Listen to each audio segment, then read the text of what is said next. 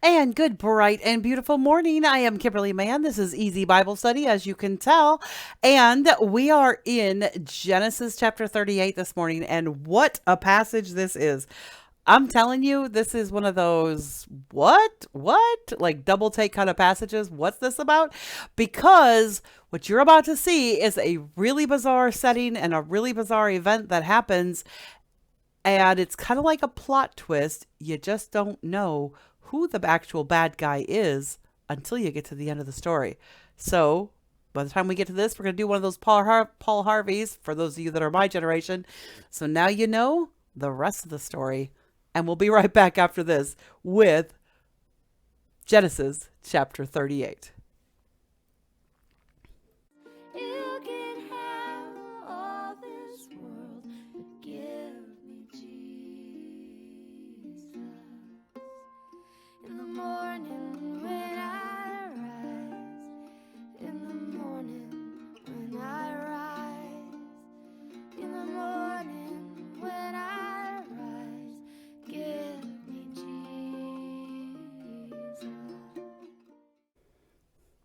And welcome back. And if you do find any value in this content, do me a favor, click like, subscribe, turn on that notification bell so that you don't miss any of my content. I do appreciate it. And I do respond to all the comments that are on my videos. Whether the comment is on a shorts video or whether it's on a long form video, I do respond to all of them. And so we are back to doing a video every day of the week, hopefully now. And so absolutely, we're going to be doing the shorts, start the shorts back up in September. So another week for shorts to start, but hey, we've been through a lot in this last month. Tried to take a vacation. That didn't work so well. So yeah, just bear with me on this a little bit. Okay. All right. So let's get started here today and let's get into God's word and let's see what he has to say for us. Today we are in Genesis chapter 38. So let's get started. Ready? Here we go.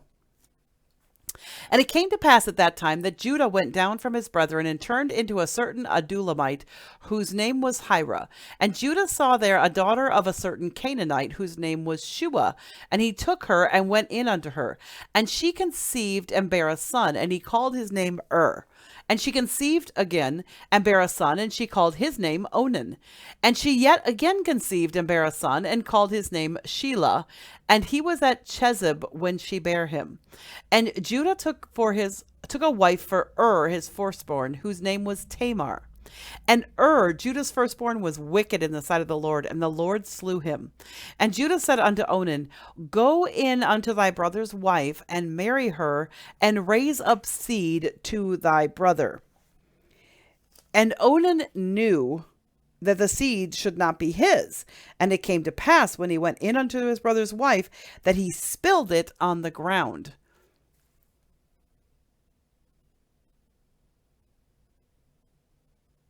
And lest he should give seed to his brother. And the thing which he did displeased the Lord, wherefore he slew him also. Then Judah said to Tamar his daughter-in-law, remain a widow at thy father's house till Shelah my son be grown. For he said, lest peradventure he die also as his brethren did. And Tamar went and dwelt in her father's house. And in the process of time, the daughter of Shua, Judah's wife, died. And Judah was comforted, and he went up unto his sheep shearers to Timnath, he and his friend Hira the Adullamite. And it was told Tamar, saying, behold, thy father-in-law goeth up to Timnath to shear his sheep. And she put her widow's garments off from her, and covered her with a veil, and wrapped herself, and sat in an open place, which is by the way to Timnath. For she saw that Shelah was grown, and she was not given unto him for wife. When Judah saw her, he thought her to be an harlot, because she had covered her face. And he turned unto her by the way, and said, go to, I pray thee, let me come in unto thee. For he knew not that she was his daughter-in-law. And she said, what wilt thou give me, that thou mayest come in unto me? And he said, I will send thee a kid from the flock. And she said, wilt thou give me a pledge till thou send it? And he said, what pledge shall I give thee? And she said, thy signet, and thy bracelets, and thy staff that is in thine hand. And he gave it her, and came in unto her, and she conceived by him. And she arose and went away, and laid by her veil from her, and put on the garments of her widowhood. And Judah sent the kid by the hand of his friend the Adullamite to receive his pledge from the woman's hand, but he found her not. Then he asked the men of that place, saying, where is the harlot that was openly by the wayside? And they said, there was no harlot in this place.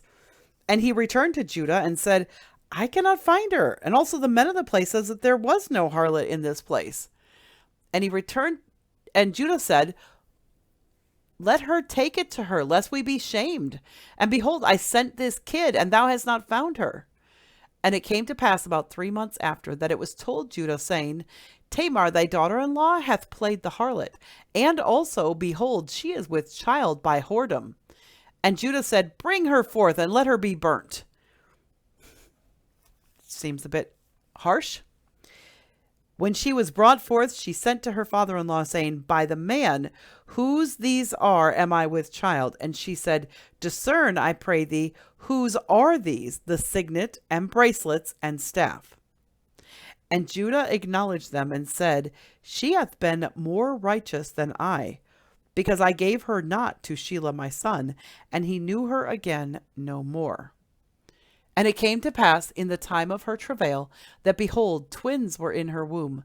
And it came to pass when she travailed that the one put out his hand, and the midwife took and bound upon his hand a scarlet thread, saying, this came out first. And it came to pass, as he drew back his hand, that, behold, his brother came out. And she said, how hast thou broken forth? This breach be upon thee. Therefore his name was called Pharez.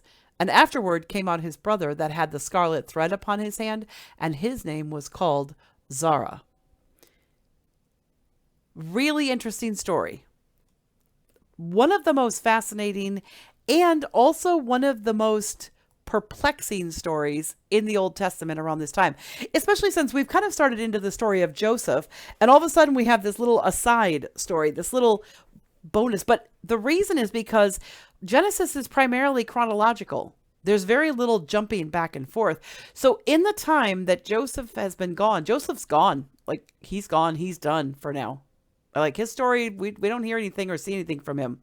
So we don't see him. And all of a sudden, we do see, however, that Judah, that son of his, and let's see what order Judah was. And let's see here. 4, and I think 5. So Judah is son number 4 of Leah's. So son number 4 of Leah's is Judah. And so Judah sets about and decides to do this kind of crazy stuff. Well, not so crazy, but a little bit. It says, and in verse 1 here, it says, and it came to pass at that time that Judah went down from his brethren and turned into a certain Adullamite whose name was Hira. And Judah saw that there was a daughter of a certain Canaanite whose name was Shua, and he took her and went in unto her. So basically, Hira was his friend. He was an Adullamite. What's an Adullamite? We don't really know. Actually, let's check it out. Let's see, who are the Adulamites? Who are the Adulamites from the Bible? Let's see here. It refers to the inhabitants of the city of Adullam, particularly those living near the cave of Adullam. And yeah, it refers to somebody who lived or was associated. Hira, the Adulamite, is a minor character. He was friend and possibly father-in-law to Judah, and he's identified as a Adulamite. But we don't really know where this came from, and that term actually became a very negative one in the 19th century. It was considered a slur to be called an Adulamite. So it says, and Judah saw there a daughter of a certain Canaanite whose name was Shua. So I don't think that Hira is his father-in-law. I think Hira is his friend that he's staying with. Some of the things that talks about here, it says and father-in-law to Judah. I don't think he was his father-in-law. I think he was just staying with Hira. He had kind of bunked up with him. They were roommates. Think of it from that perspective, that he and Hira are roommates. And while he's there with Hira, the Adulamite, probably engaging in things that were not very godly in general, he sees a Canaanite woman. Now, every time we've seen one of the characters that God has chosen to be one of his chosen people get involved with a Canaanite woman, it always goes bad. It always was. But Esau married two of them, and it was miserable for Rebekah, if you remember. And now here we go. We've got Judah, her grandson, shacking up with a Canaanite as well. And when I say shacking up, it says he took her and went in unto her, and she conceived. It does not say that he took her to wife, but it's kind of implied. Now, the question is, we don't know if he actually married her or not.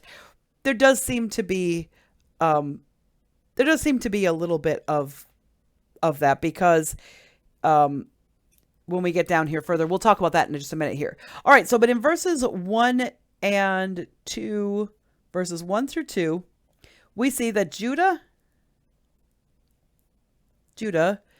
is living with his friend Hira and sees Shua, who he, and we're going to put it in quotes, marries. Because for all intents and purposes, she is his wife. That's the reality. She basically is his wife. And so then in verse 3, it tells us she conceived. Let's see here. Her sons were E-R, or Er. So we have we have Onan. Quite the interesting names, right? Onan. And then Sheila. Or Shelah. Depends on how they pronounced it. But Onan, and Shelah. And he was at Chezib when she bare him. So let's check out where Chezib is. Let's see. Actually, I want to go to Grok, because I find that to be much more reliable. We're going to wait on that update. Let's see here.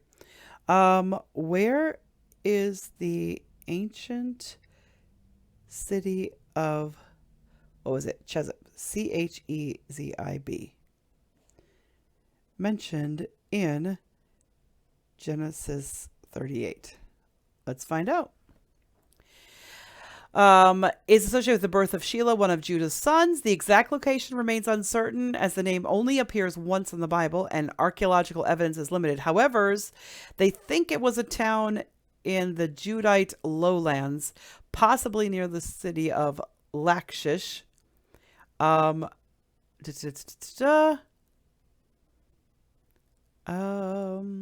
see here.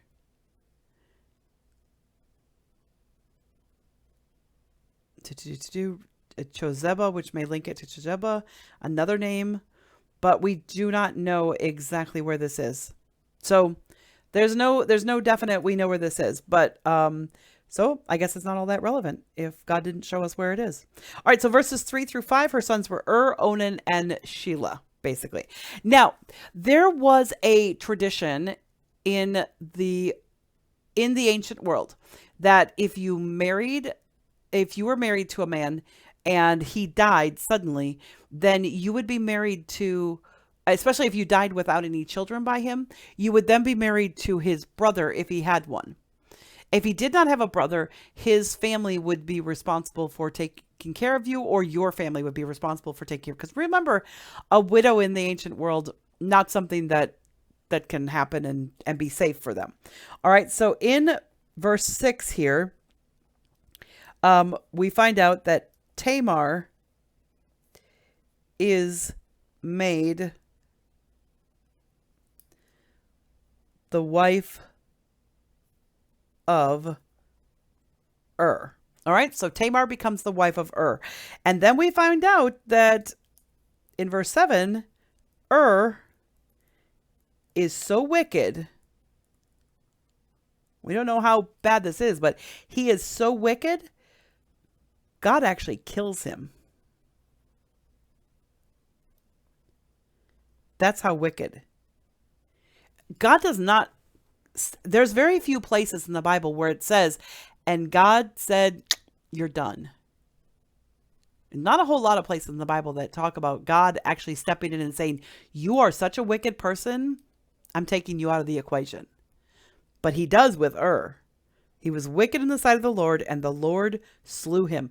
Very definitely. Now, that does not mean that just because somebody is wicked and they die, that means God took them or that God slew them. Do not assume God does this all the time. The fact that God says this in the Bible in this section tells you that this is not normal, that he has to say, nope, I actually slew him. Nope, that was it. And so then in verse 8 and 9, Onan is married to Tamar. He's not real happy about this.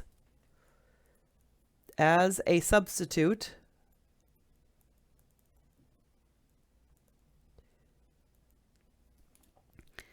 and he chooses to spill his seed. And we'll talk about what that is.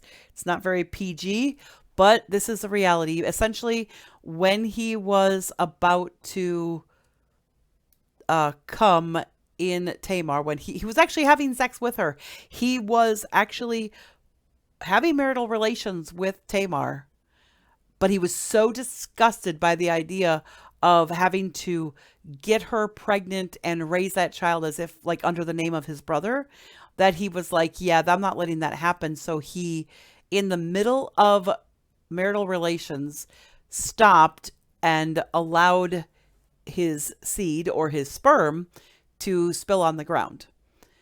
And it was just because it's what is really weird is people are like, whoa, there are some Bible scholars who will say, and this is not correct, that spilling the seed on the ground is a mortal sin as far as God's concerned. No, I want to make it really clear.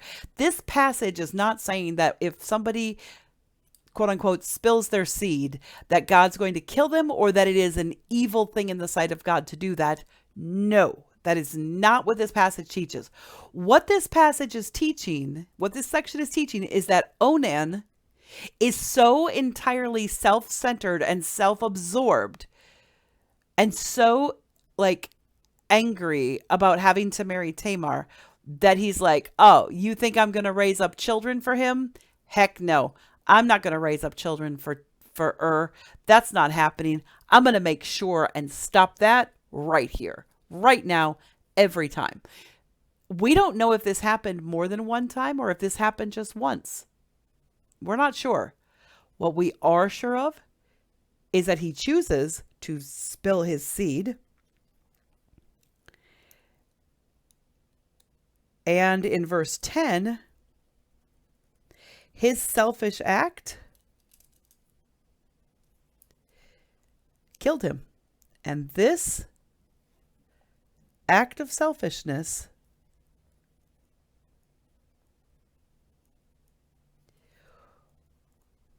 was the last straw for God.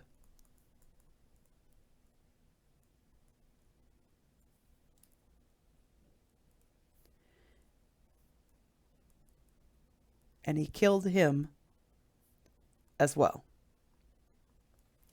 Whoa, like that's really terrible. It's the selfishness that killed him. It was not the fact of spilling seed. So please, if you heard a pastor say, well, it's because he spilled his seed, that's why. No, no, no, no, no. That's not what it is. It's the fact that he is acting in and out of rebellion in this scenario. He's being rebellious and he's saying, F you to God, F you to his dad, F you to Tamar. He says, I don't care. You can marry me to her. You can make me have sex with her or whatever, but I'm not going to raise up children for my brother, and I'm going to make that choice. That's not going to happen. Never, ever.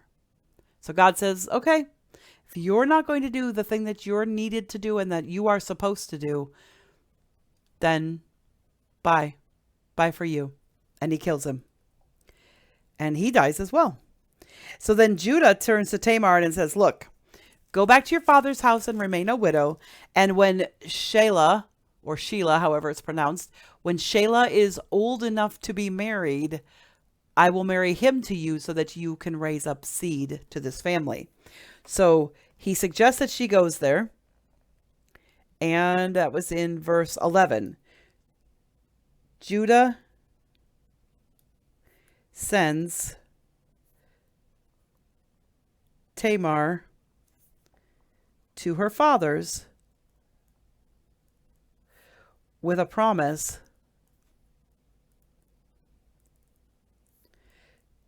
to marry her to Shelah when he's old enough.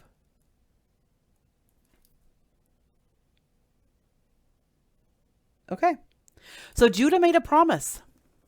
And now here's what's interesting. So in verse 12, in the process of time, so some time passed, the daughter of Shua, Judah's wife, died, and Judah was comforted and went up unto his sheep shearers to Timnath and to his friend. To the shearers at Timnath, he and his friend Hira the Adulamite. So basically, Shua dies. His wife dies. And he mourns and then recovers and goes off with his friend. All right, so and he just kind of goes off with his friend. He doesn't remember his promise, doesn't remember anything he's supposed to do. He was grieving his wife and he left. He's like, yeah, whatever. So he leaves. So in verses 13 through 14, actually, we're going to do this way. Basically, so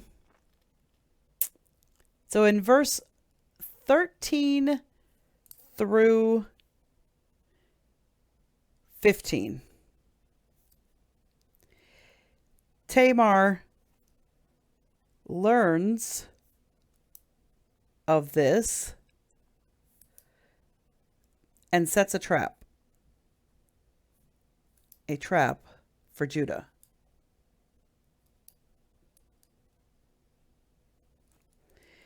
Verse 16, she pretends to be a whore.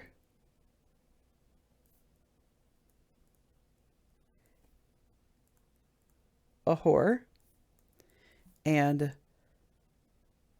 sleeps with Judah for a pledge of his ring, bracelets, and staff to be traded for a young goat. Okay, so what's happened here is that Judah comes in and he says, "Oh, that's a good looking. Yeah, my wife is dead. I feel like I'm feeling a little bit happy today, and I want to have some sex." So he sees this woman that he thinks is a harlot. He goes, "Let's do it. What's your price?" And he says, "How about I give you a young goat, a baby goat, a young goat, nice and young." A kid means that it was a young goat, which means it would have been tender meat, would have been very delicious, would have been of good quality and high value. So something of high value. And he goes, "Well, I'm going to send you a goat after we do the deed, after we're together." And she's like, "Well, how do I know you're going to send me this goat? Because you don't have it with you. And I don't see any goats around here. You don't have this. So why don't you give me your signet ring, which is the ring that identifies him for who he is, and your bracelets, which are also identifiers, and your staff, another identifier." So all three of these things are kind of personal objects. A man's staff was a very personal thing to him. Oftentimes they were carved, they were specialty, they were special. So your signet ring, your bracelets, and your staff. And then when you come back with the goat, I'll give you back. So basically, leave me a deposit, and when you come back with this baby goat, we'll swap. And then you can give me the goat, and I'll give you your stuff back. He's like, "Deal." So he sleeps with her. And that's through verses 16 through 18. Verses 19 through, oh goodness, 19 through 24. Judah tries to find her again,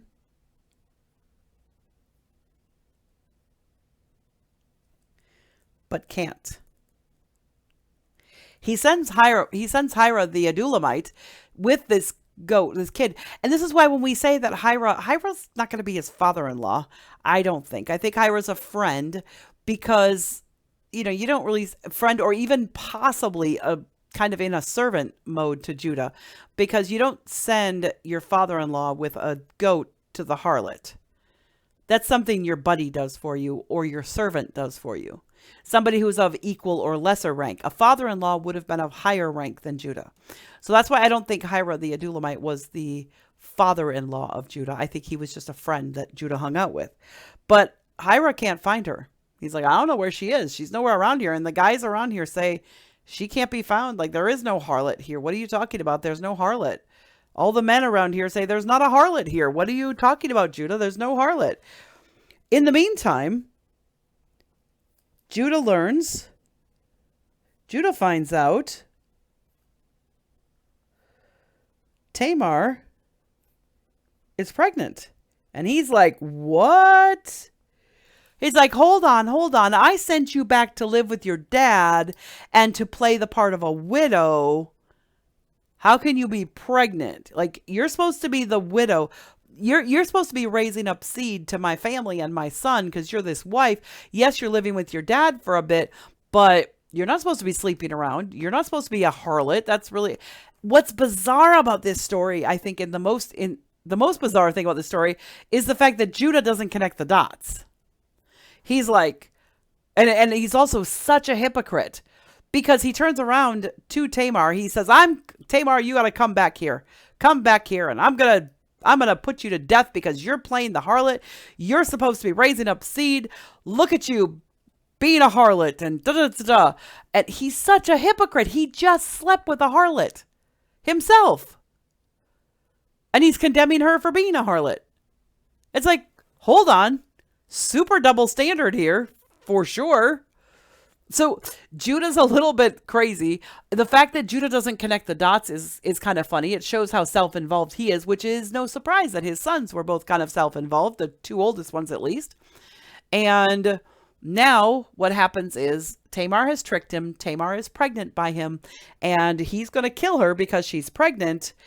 And then she goes, when she was brought forth, verse 25, when she was brought forth and sent to her father, saying, by the man whose these are, I am with child. And she says, discern, I pray thee, whose are these, the signet and bracelets and staff. And Tamar reveals in verse 25, he is the father. This is like an episode of Jerry Springer or something. Or what was that judge that was always doing paternity tests? I can't remember that judge show. Like, all right, we have the results. Rip them open. Judah, you are the father. The DNA results are here. And I will remember this from DNA Diagnostics. That seems to be the biggest one that the TV shows use anyway. DNA does 99% positive. You are the father. And he's like, oh, crap. But then he turns around and he goes, and actually, she's actually behaving righteously because she knows that it's her duty to my family to raise up an heir and to raise up children. And when I didn't do what I was supposed to do and give her to Shayla, she took matters into her own hand. And he says, she has been more righteous than I, because that I gave her not to Shayla my son. And he knew her again no more, meaning he did not sleep with her again. This is his daughter-in-law. No blood relation. There's actually no problem with him having slept with her to raise up children, but he doesn't do it anymore. And he goes, yeah, she's a better woman than I'm a man. She at least understood her duty to my family was to carry on the line, and she was prepared to do that. And so he goes, yeah. So plot twist there. 26. Tamar is the righteous one. Wouldn't think it, but actually she was doing what she needed to do in order to fulfill her duties to this family. And then in verses 27 through 30, her children are born. She has twins. And these are the line of Judah. These two twins are the actual line of Judah. So let's take a look at what, we don't know what Zara is, but Pharez, we do have a number for that, 6557. So let's look up 6557 in the back. Oh, that's really close. It like went right to like the page before. 655. Where is it? 6557. 6557. All right. The same as the name of two. Oh, Perez or Pharez or Peretz. So the same as. So that's basically like saying he's a twin. Oh, so we're going to name this breach be upon thee. Therefore, your name is Pharez. You are going to be called number two, like you are one of the two. You came out first, but you're really just like the first one. So this is why we're naming you Pharez. And then the second one that came out was actually the first one to tip his hand out. So it's an interesting scenario. Who is the firstborn? We don't really know. Zara should have been given the title of firstborn because his hand came out first, but all of him did not come out first.